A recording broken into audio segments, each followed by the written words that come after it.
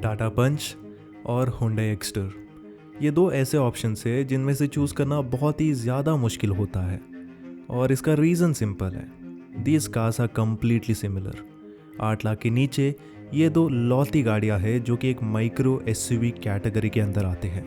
हालांकि ये category actual में एग्जिस्ट नहीं करती क्योंकि असल में जो एसयूवीज़ है वो कुछ ऐसे कारनामे कर सकते हैं, but these can not do that.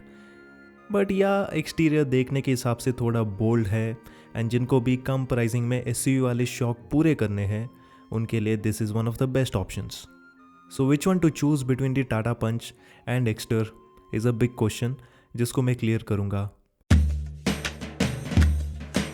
So first and foremost, इन दोनों ही माइक्रो एसयूवीज़ के अंदर कुछ एसयूवी कैरेक्टरिस्टिक्स आते हैं, जैसे कि good amount of ground clearance.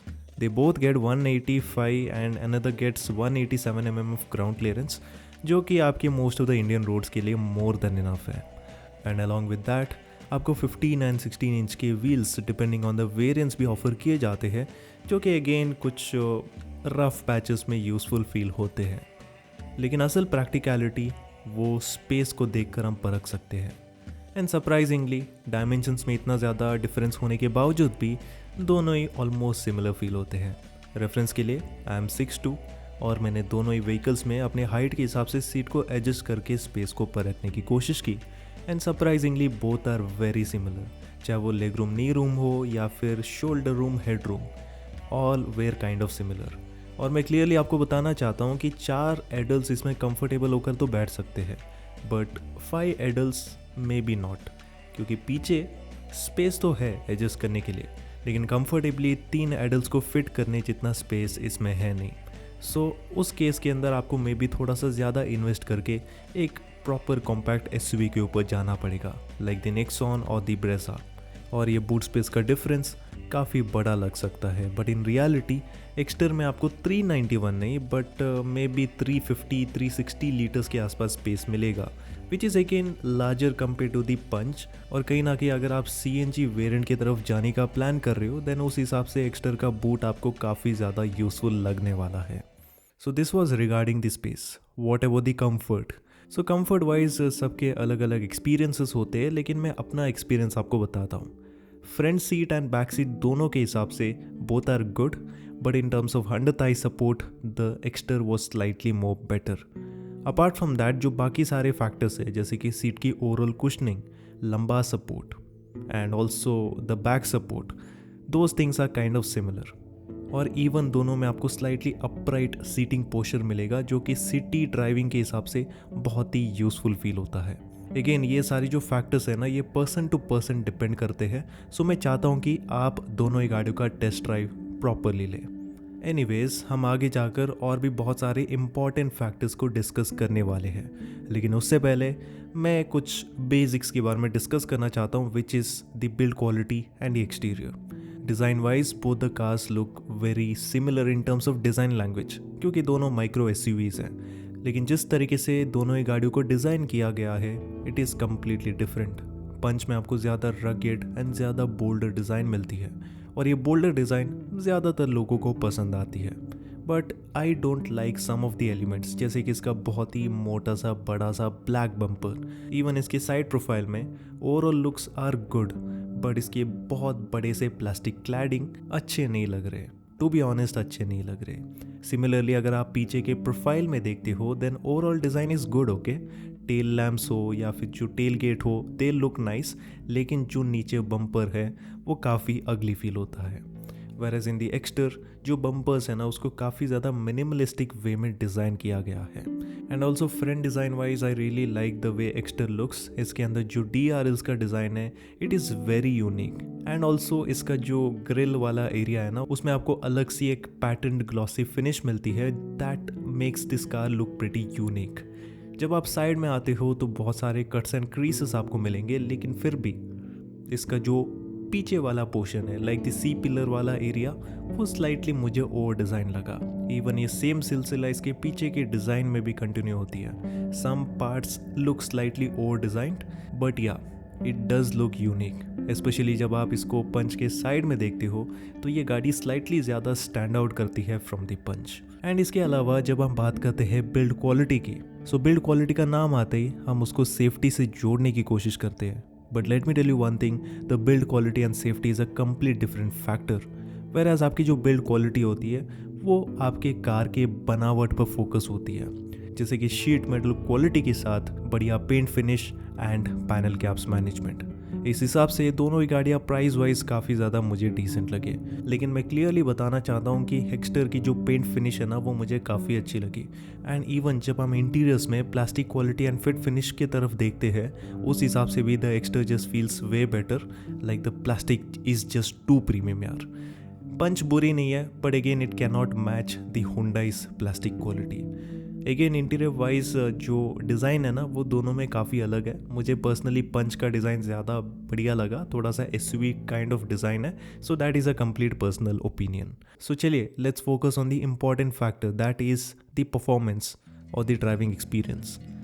इसमें मैं सबसे पहले पावर ट्रेन ऑप्शंस के बारे में डिस्कस करना चाहता हूँ। दोनों ही व्हीकल्स में आपको सिंगल इंजन ऑप्शन मिलेगा। पंच में आता है 1.2 लीटर का रेविट्रॉन पेट्रोल इंजन।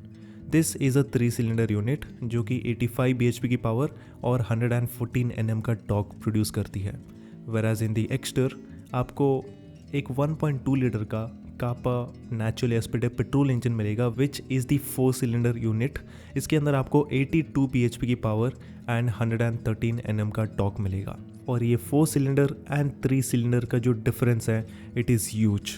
एक एक्स्ट्रा सिलेंडर की वजह से एक्स्टर में आपको बेटर रिफाइनमेंट मिलती है, बेटर आपको परफॉर्मेंस मिलेगी in the top end. Whereas आपकी जो पंच है ना वो टॉप एंड में ठीक ठाक परफॉर्म तो करती है, बट आफ्टर सर्टन आरपीएम्स इसका इंजन स्लाइटली स्ट्रेन्ड फील होगा, थोड़ा सा आवाज़ ये ज़्यादा करेगी and it is not a very enjoyable experience in the long drives. But yes, अगर आपकी रनिंग ज़्यादातर सिटी रोड्स में है तो पंच के अंदर आपको रिलेटिवली लो एंड परफॉर्मेंस काफ़ी अच्छी मिलती है।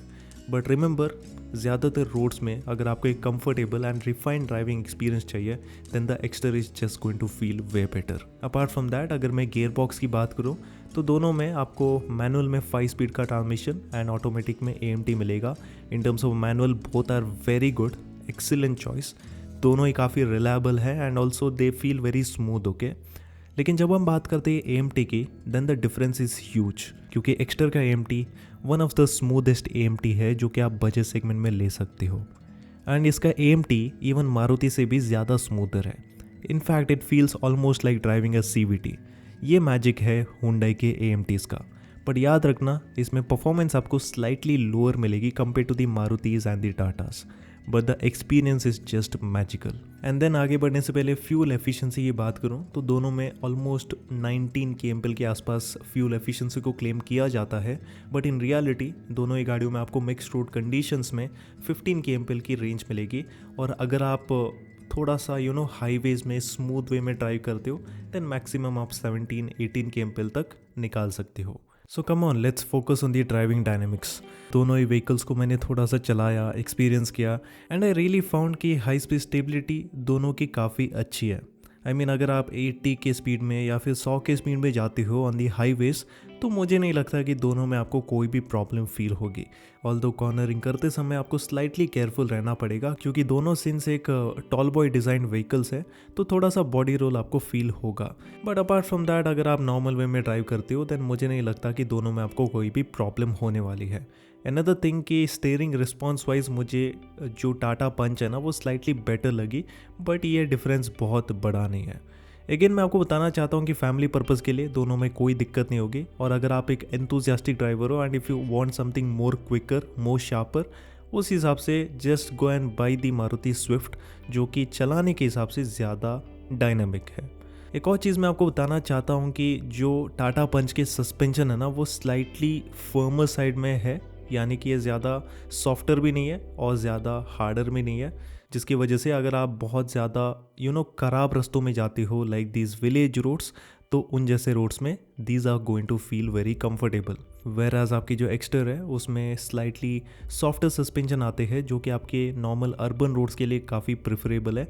और अगर आप ओकेजनली थोड़े ख़राब रास्ते, स्पीड ब्रेकर्स या फिर स्लाइटली विलेज रोड्स में जाते हो तो तब आपको इसमें कोई प्रॉब्लम नहीं होती। But if you want to push your car further enough then Punch के सस्पेंशन आपको बहुत पसंद आने वाले हैं। लास्टली मैं सेफ्टी के बारे में बात करना चाहूँगा because this is a very important point in this comparison.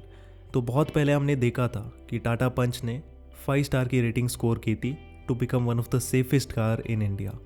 But मैं आपको बताना चाहता हूँ कि ये जो टेस्ट था ये बहुत पहले किया था, इन दी 2021। इसके बाद से इस गाड़ी का टेस्ट ना बी एनकैप में ना ग्लोबल एनकैप में किया गया है।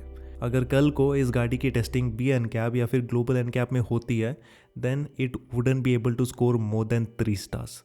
और इसका सिंपल रीज़न है the lack of advance safety features across all the variants. 2025 आ चुका है लेकिन टाटा पंच के अंदर, जो कि इंडिया की सबसे ज़्यादा हाईएस्ट सेलिंग कार है, इसमें आपको स्टैंडर्ड ही 6 airbags, electronic stability control, traction control जैसे वगैरह वगैरह फीचर्स आपको किसी भी वेरिएंट्स के अंदर मिलते नहीं है, विच इज़ वेरी डिसअपॉइंटिंग।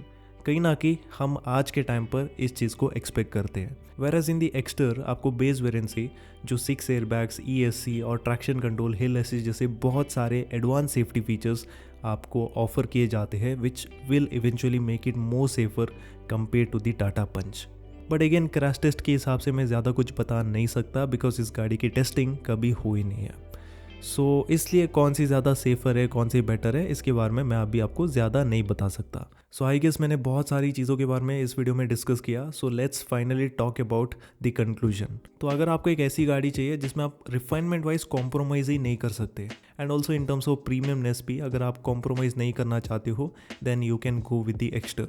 बाकी देखो, पंच लेने के भी अपने फ़ायदे हैं। लाइक अगर आप ख़राब रास्तों में ज़्यादा चलाते हो along with the good roads, उस हिसाब से पंच के सस्पेंशन आपको ज़्यादा कामयाब फील होगे एंड इस केस के अंदर आप पंच को ले सकते हो। सो ये बस मैंने अपने व्यूज़ के बारे में बताया। बाकी मैं चाहूँगा कि आप दोनों ही गाड़ियों का प्रॉपर टेस्ट ड्राइव ले, स्पेशली अपने घर के आसपास, और जो गाड़ी आपको पसंद आती है, जो आपके रिक्वायरमेंट्स को फुलफ़िल करती है, उसको आप डेफिनेटली परचेज़ करें। तो ये था सब कुछ जो कि मैं आपको बताना चाहता था इस वीडियो के अंदर। अगर आपको वीडियो पसंद आई तो इस वीडियो को लाइक करना बिल्कुल भी मत भूलिएगा और इसी के साथ चलिए मिलते हैं आपसे अगली वीडियो के अंदर।